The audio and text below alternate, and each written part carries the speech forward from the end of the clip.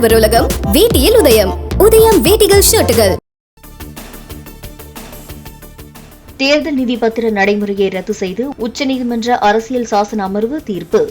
தேர்தல் நிதி பத்திர திட்டம் அரசியல் சாசனத்திற்கு எதிரானது எனவும் 5 நீதிபதிகள் கொண்ட அமர்வு கருத்து. இதுவரை பணமாக்காத தேர்தல் பத்திரங்களை திருப்பி அளிக்க அரசியல் கட்சிகளுக்கு உச்சநீதிமன்றம் உத்தரவு. தேர்தல் பத்திரங்கள் வழங்குவதை உடனடியாக நிறுத்துமாறு SBI வங்கி நிர்வாகத்திற்கு உச்சநீதிமன்றம் ஆணை.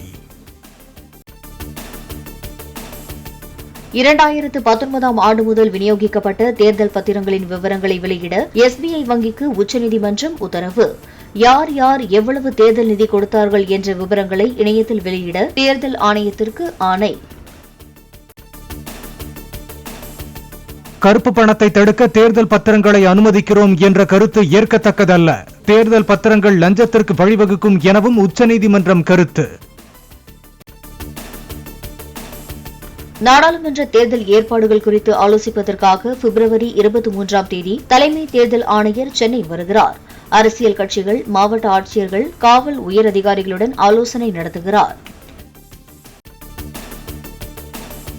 மார்ச் 13ஆம் தேதி வரை தேர்தல் தொடர்பான ஆலோசனை கூட்டங்களை முன்னெடுக்கும் தலைமை தேர்தல் ஆணையம் மார்ச் 15ஆம் தேதியில் இருந்து 20ஆம் தேதிக்குள் நாடாளுமன்ற தேர்தல் குறித்த அறிவிப்பு வெளியாகலாம் என தகவல். டெல்லி எல்லையில் 3வது நாளாக தொடரும் ஹரியானா, பஞ்சாப் மாநில விவசாயிகளின் போராட்டம்.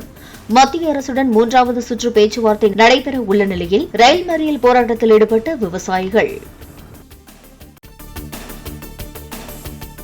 தமிழக மக்களை அலட்சியப்படுத்தும் வகையில் சட்டப்பேரவையில் ஆளுநர் நடந்து கொண்டதாக முதலமைச்சர் விமர்சனம். இதுபோன்ற சிறுபிள்ளை விளையாட்டு செயல்களை பார்த்து அஞ்ச மாட்டோம் எனவும் பேச்சு.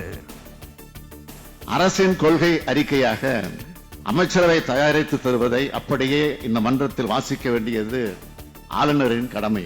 ஆனால் ஆளுநர் அவர்கள் தனது அரசியல் நடவடிக்கைகளின் தொடர்ச்சியாகவே இம்மாமன்றத்தை பயன்படுத்திக் கொண்டாரோ என்று கருதும் வகையில் நடந்து கொண்டார். இது எங்களை அல்ல, நூற்றாண்டு பாரம்பரியம் கொண்ட தமிழ்நாடு சட்டமன்றத்தையே அவமானப்படுத்தும் செயல் அல்லவா? எதிர்க்கட்சிகள் ஆளும் மாநிலங்களுக்கு புதிய சிறப்பு திட்டங்களை மத்திய அரசு தருவதில்லை. GST இழப்பீட்டுத் தொகை வழங்காததால் தமிழகத்திற்கு ஆண்டுக்கு 20,000 கோடி ரூபாய் இழப்பு ஏற்படுவதாகவும் முதலமைச்சர் பேச்சு.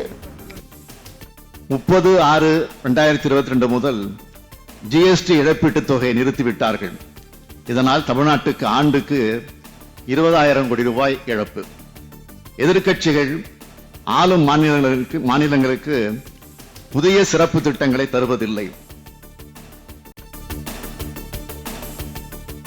கூட்டணியில் இருந்து வெளியேறிய பின் பாஜகவுக்கு எதிராக எதிர்க்கட்சி தலைவர் பேசுவது ஆறுதல் தருவதாக முதலமைச்சர் கருத்து. மத்திய அரசிடம் இருந்து தமிழகத்துக்கு தேவையான நிதியை பெற தங்களுடன் இணைந்து குரல் கொடுக்குமாறு அழைப்பு. இதுநாள் வரையில் பாஜகவோட கூட்டணியில் இருந்தபோது பேசாமல் இருந்த எதிர்க்கட்சி தலைவர் அவர்கள் இப்பொழுதாவது பேசுகிறாரே என்ற அளவில் ஆறுதல் தருகிறது. இப்போது ஒன்றும் குறைந்து விடவில்லை. மாண்புமிகு எதிர்க்கட்சி தலைவர் அவர்கள் எங்களோடு இணைந்து ஒன்றிய அரசிடம் நிதி பெற குரல் கொடுக்க வேண்டும் என தங்கள் வாயிலாக நான் கேட்டுக்கொள்கிறேன்.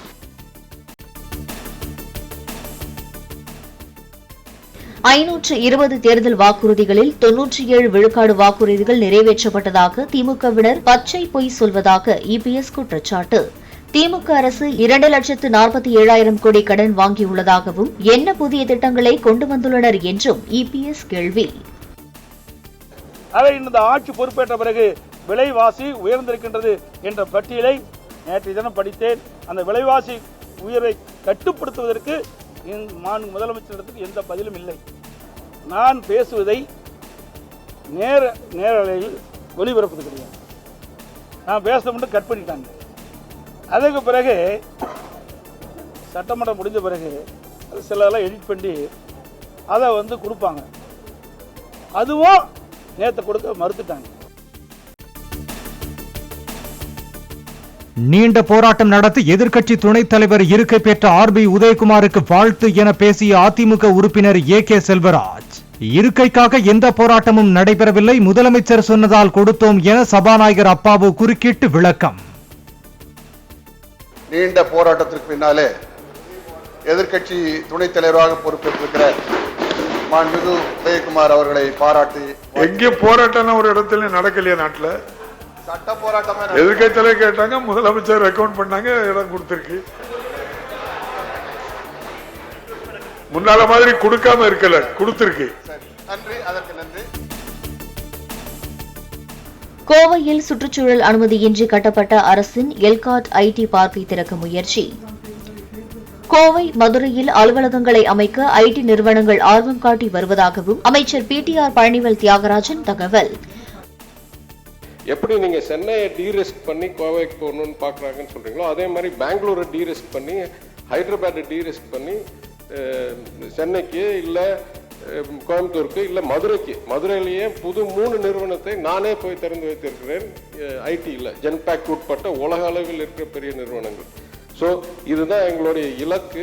கோயம்புத்தூர்ல இன்னும் நிறைய நிறுவனங்களை ஈர்ப்பதற்கு முழு முயற்சி எடுத்து அதை நிறைவேற்றுவோம் என்று பேரவைத் தலைவர் வாயிலாக உறுப்பினருக்கு கூறிக்கொள்கிறேன்.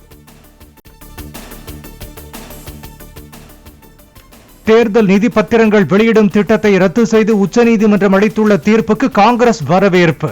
கரன்சி நோட்டுகளை விட ஓட்டு வலிமையானது என்பதை மீண்டும் உணர்த்தும் தீர்ப்பு என சமூக வலைதளத்தில் ஜெயராம் ரமேஷ் கருத்து.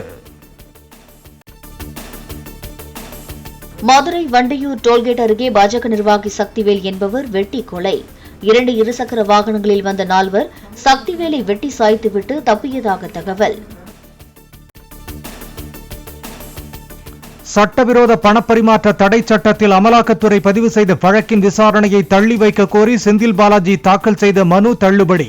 குற்றச்சாட்டு பதிவுக்காக செந்தில் பாலாஜியை நாளை ஆஜர்படுத்த சென்னை மாவட்ட முதன்மை அமர்வு நீதிமன்றம் உத்தரவு.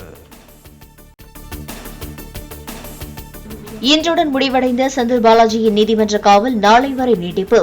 20வது முறையாக காவலை நீட்டித்து சென்னை மாவட்ட முதன்மை அமர்வு நீதிமன்ற நீதிபதி அள்ளி உத்தரவு. செந்தில் பாலாஜிக்கு ஜாமீன் வழங்கினால் சாட்சிகளை கலைக்கக்கூடும் என அமலாக்கத்துறை தரப்பில் உயர்நீதிமன்றத்தில் வாதம். நீதிமன்ற விசாரணைக்கு ஒத்துழைக்காதவருக்கு ஜாமீன் வழங்கக்கூடாது என்றும் அமலாக்கத்துறை எதிர்ப்பு. வன்கொடுமை தடுப்புச் சட்டத்தில் கைது செய்யப்பட்ட திமுக எம்எல்ஏவின் மகன் மற்றும் மருமகள் ஆகியோர் ஜாமீன் கோரி உயர்நீதிமன்றத்தில் மனு. காவல்துறையினரும் பாதிக்கப்பட்ட பெண்ணும் பதிலளிக்க உயர்நீதிமன்றம் உத்தரவு. சென்னை மெட்ரோ ரயிலில் பெண் பயணிகளின் பாதுகாப்பிற்காக பிங்க் ஸ்குவாட் திட்டம் தொடக்கம். தற்காப்பு கலைகளில் தேர்ச்சி பெற்ற 23 பேர் அடங்கிய மகளிர் பாதுகாவலர்கள் குழு அமைப்பு. ஓட்டுநர் இல்லா மெட்ரோ ரயிலின் 6 பெட்டிகள் சீனாவிலிருந்து பெங்களூரு வருகை. முதன்முறையாக பெங்களூரு மெட்ரோவின் RB ரோடு எலக்ட்ரான் சிட்டி வழித்தடத்தில் இயக்க நடவடிக்கை. ஆடவர் உலகம் வேட்டியில் உதயம். உதயம் வேட்டிகள் ஷர்ட்டுகள்